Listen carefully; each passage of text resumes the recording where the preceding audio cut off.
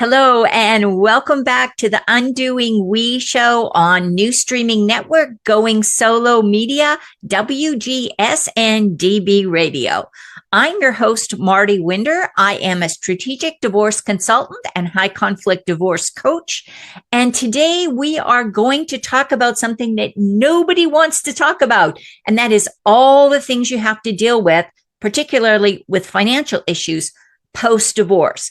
Sometimes when you just slog through a whole messy divorce, you just want it to be done and to be able to go off and not think about it for a while. And you can take a little break. That's okay. But there's still a lot of details and things that you should address to make sure that everything is carried out correctly, because there are limitations to how long you have to do some of this financial stuff. Because, as we're going to talk about with my guest, Gina Phillips, there are some potential risks if you don't get these things done. So Gina is a CDFA, Certified Divorce Financial Analyst. She practices in New Jersey. She has her own business, and I'm going to give you all the information with how to connect with her in the show notes, because I want to keep this introduction really, really brief so that we can spend some time reviewing the great conversation I had with Gina about post-divorce financial issues you really need to consider.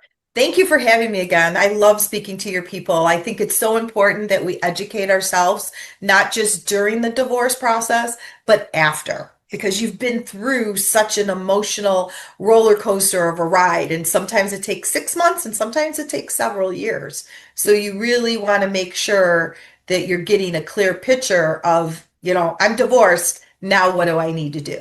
Yeah. And that's what I think is really important about this podcast, this post-divorce financial stuff, because what I see is there's a lot of support for people up until they get the divorce decree. And then the divorce decree has a whole bunch of stuff that needs to happen.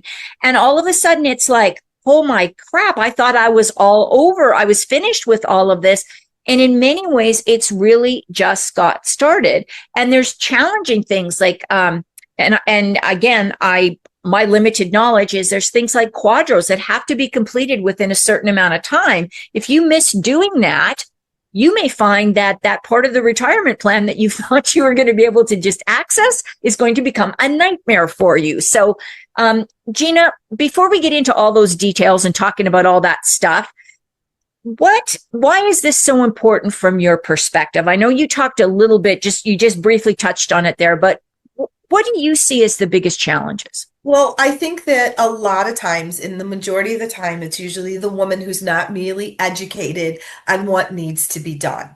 And I have seen several circumstances as I've been in this business where people didn't have access to their money because they didn't do the proper procedures, or they couldn't keep the house because they didn't know they had to establish their own credit or have proof of the child support. And it was written in the divorce decree, oh, I refinance in 60 days, which is impossible to do. So I think my biggest thing is to really educate people and to not forget those little things after the divorce is done.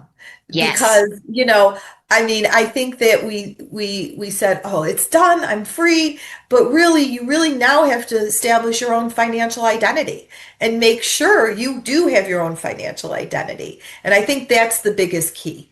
And go ahead. I was going to say, and sometimes, we go a little, I'm not going to speak for everybody. I'm going to speak for me. Sometimes when we get money, maybe we've been so frugal, we've been skimping and saving and trying to get through and paying for the attorney fees and paying for all the professionals and maybe not getting much support with a lot of financial stuff during the divorce. Now, all of a sudden, you get a lump sum payment. It's like, I'm rich. And I go a little money crazy, where I just go, oh, well, I've always wanted this and I've always wanted that. And we make bad decisions with that money. And a lot of times, like you say, once you make those decisions, there's no coming back from some of these. So let me pick your expert brain here. What's the first thing you think people, or women in particular, post-divorce need to think about?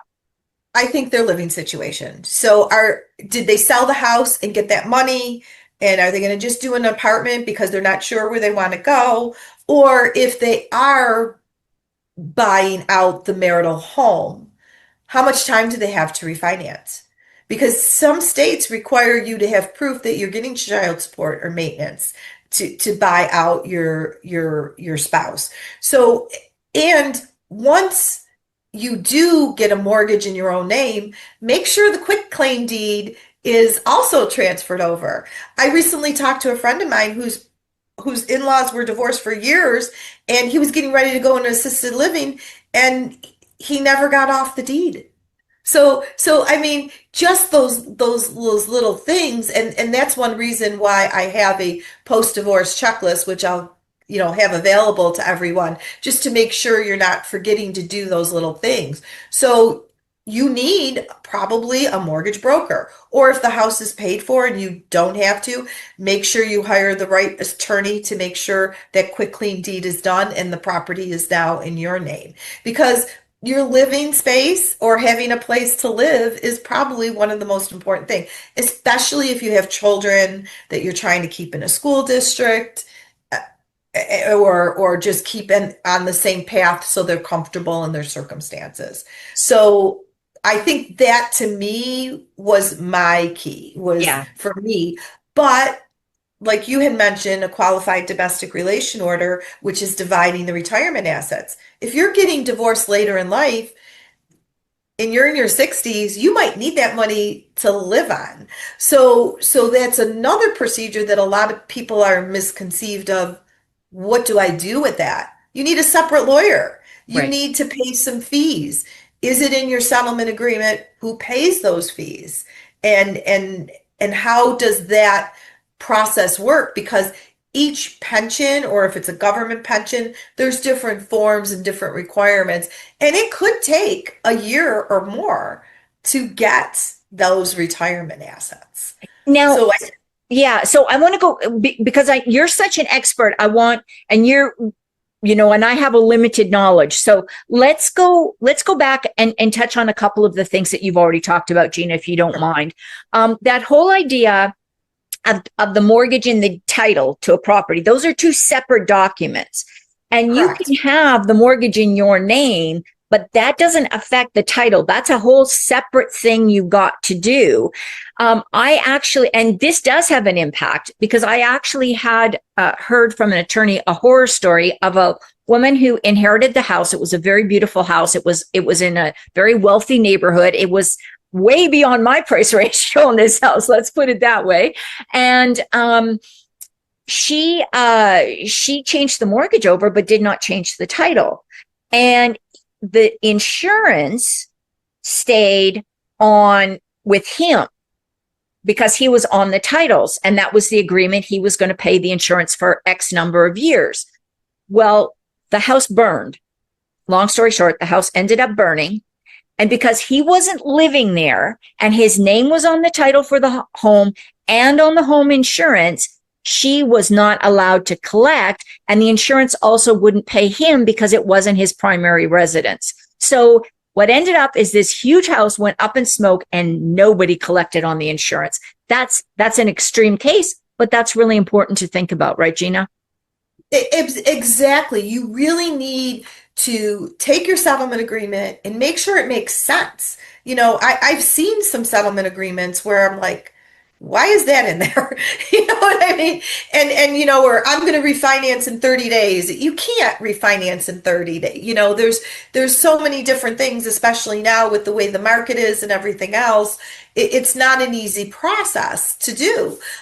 So I think that is an extreme, and you really need to know when you are signing that settlement agreement that this is binding. And if not, you're going to have to go back to court and get adjustments, and that could be a whole nightmare. Yeah. And I think that's the biggest thing. The other thing that's very, very important is making sure the beneficiaries, that like your ex-husband isn't listed as a beneficiary of your insurance, life insurance policy, and that your will that you wrote when you were married is void once you get divorced. So you really need to have another estate plan in place. And that, I had a situation, another friend of mine, husband died suddenly, very suddenly. Okay. They had been divorced a while. She didn't, he had a New York State pension. She felt, oh, I'm not going to water the bridge and get the quadro done. She had no clue how that worked, really. And he died suddenly. Well, her daughter was 21, her son was 19, and the youngest was 14. Who was the next of kin? Her daughter. Who had to pay for the funeral expenses? Her. Her daughter Right. didn't have the money. And then they waited. They waited because he didn't properly change the beneficiary to what it was supposed to be in the divorce, in the agreement. It took her 3 years to get the money that was really entitled to her and her kids. Right. You know, so if you have those proper documents in place and you have the education behind you to make sure you're doing things right, 3 years. Her Yeah. child support and maintenance stopped, Yeah. On the death of a spouse, on the death yeah, of a payee, and she had stops. to put Yeah. 6,000, the funeral expenses on her credit card. She was fortunate that her youngest was eligible for his Social Security, but Right. that's only a period of time. Right.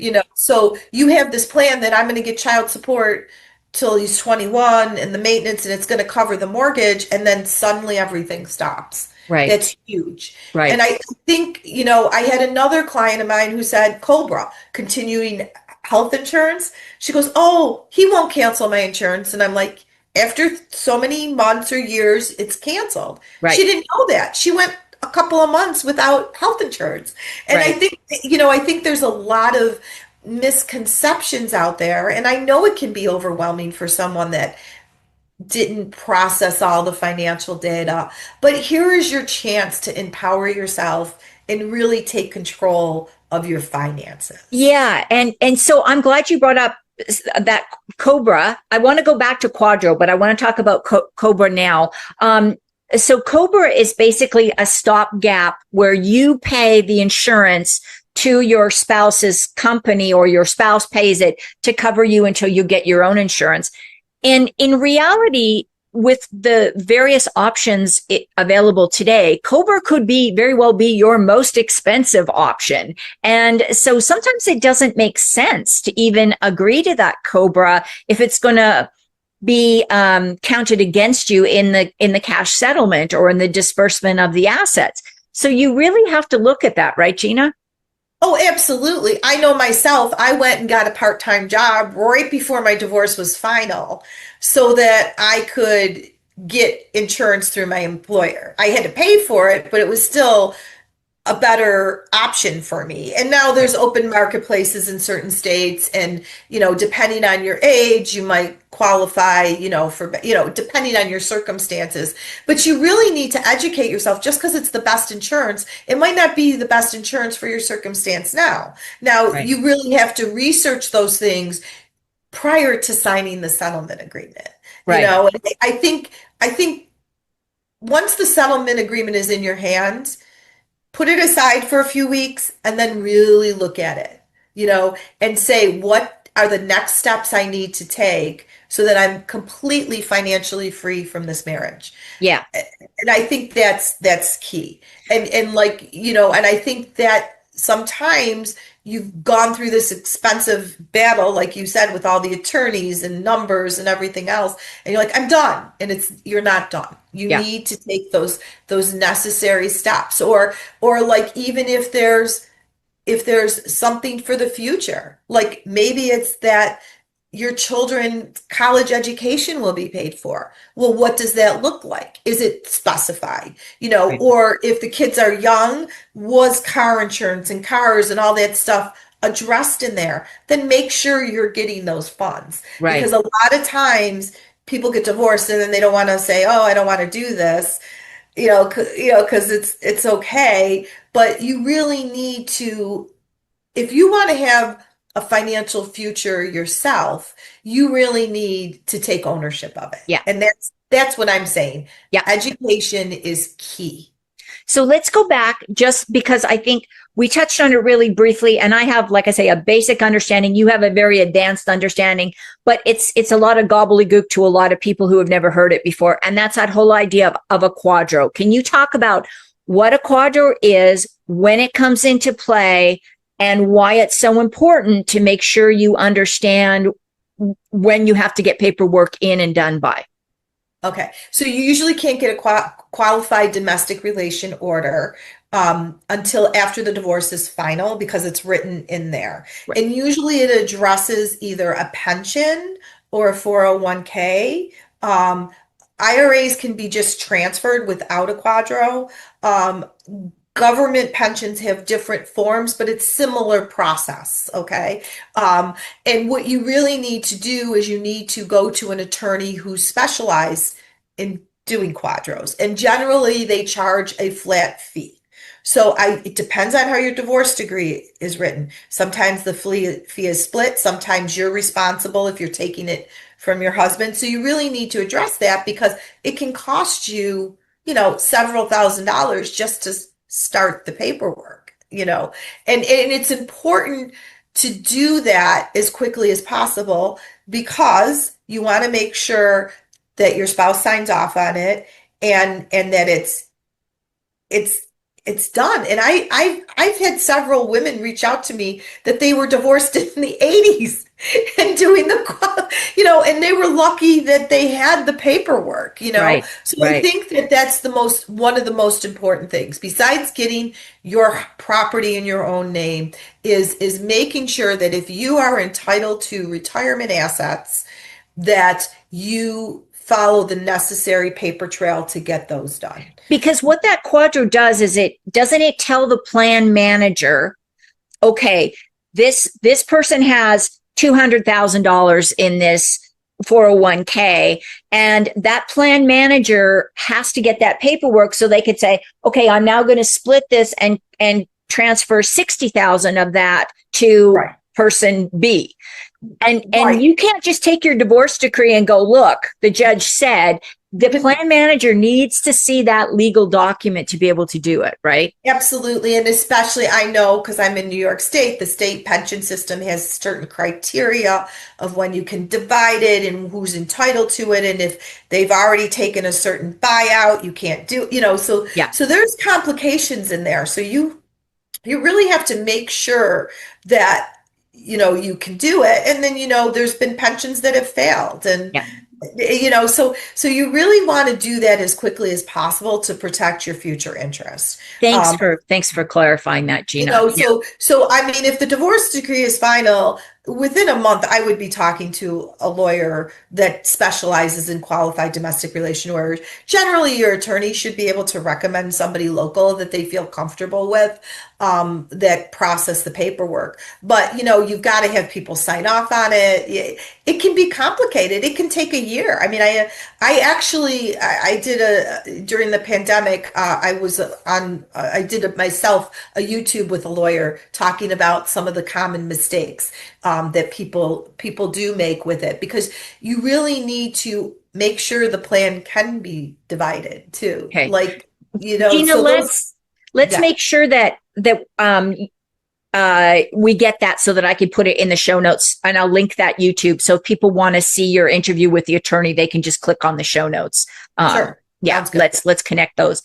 So let's touch on one other thing that I see more and more commonly in divorce decrees, where the spouse that is paying support, alimony or child support, because all divorce decrees upon the death of either spouse, the stuff ends. Now, if not, obviously not child support if the children are still alive, but if any alimony ends or spousal support ends on the death of either spouse. So a lot of what I'm seeing is a buffer or a cushion is being placed on there in the divorce decree with the requirement of the paying spouse to carry a life insurance policy that lists the payor spouse as the dependent. And that might be for 200,000 or it might be for $1 million. I don't know. It's whatever, right? Whatever makes sense for the family to cover that gap in. If you die and the child or the spousal support stops, at least that person's got a cushion of X amount of dollars. Right. So that all sounds fine and dandy. So right after the divorce, typically that person has so many months or so many days to get that life insurance policy in place.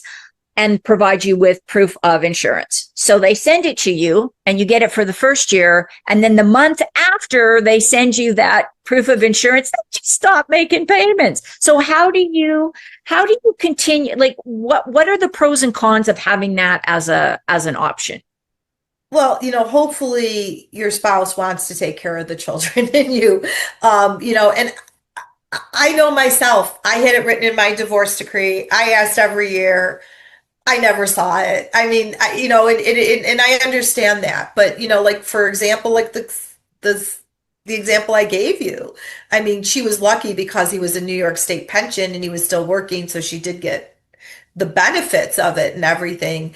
But it's hard, and you in certain states too, like in New York, even if your spouse was listed, you might have to change it after the divorce. So really talk to your insurance agent that specializes in this type of insurance to make sure that the beneficiaries are listed correctly, the payees are listed correctly, and maybe you can get a copy to show that it's enforced. I don't know if you can write it in the divorce decree. I am not a lawyer, so Right. I don't know what can specifically how much needs to be spelled out regarding that. But especially when you have young children, Yeah. that is very important and very key. And I do see some of my clients, and again, I'm not an attorney, I'm not an insurance agent, and definitely don't take any of this as legal advice or financial advice. It's up to you to do your own research, talk to your own professionals in your state, jurisdiction, or area.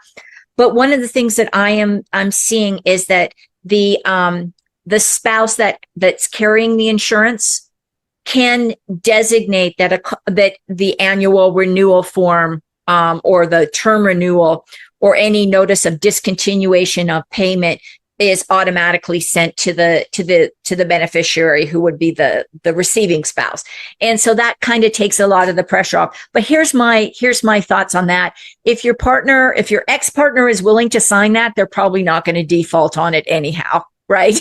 It's the one that won't sign anything that you got to worry about. Right, right. And that's the key. And that's why it's important for you to now do an estate plan too, Right.